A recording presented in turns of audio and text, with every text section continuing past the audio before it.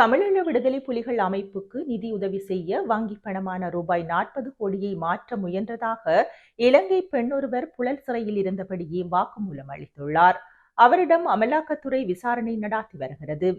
Indian Overseas வங்கியின் மும்பை கிளையில் சேமிப்பு கணக்கில் ஹமீதா ஏ லால்ஜி என்பவர் ரூபாய் 40 கோடி பணம் வைத்திருந்தார். அவர் இறந்துவிட்டதால் அவருடைய வங்கிக் கணக்கு கையாளப்படாமல் இருந்தது.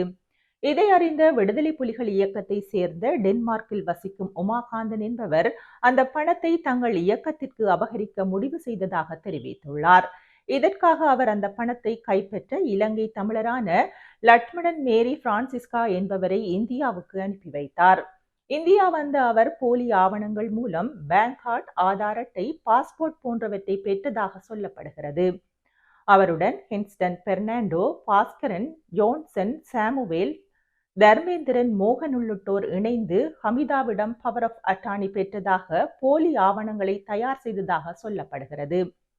இந்த நிலையில் கடந்த 2021ஆம் ஆண்டு சென்னையிலிருந்து பெங்களூருக்கு விமானம் மூலம் செல்ல முயன்ற லட்சுமணன் மேரி உள்ளிட்டோரை கியூ பிரிவு போலீசார் சந்தேகத்தின் அடிப்படையில் பிடித்து விசாரணை நடாத்தினர்.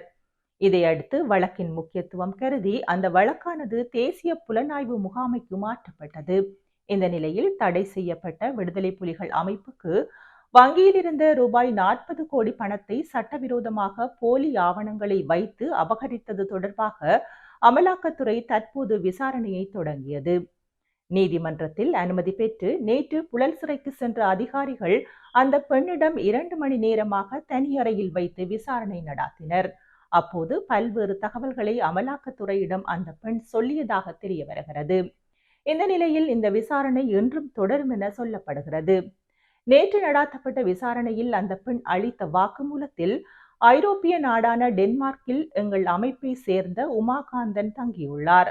அவர் பிறப்பித்த கட்டளையின்படியே நாங்கள் செயல்பட்டோம் என வாக்குமூலம் அளித்துள்ளதாக தெரிவிக்கப்படுகிறது.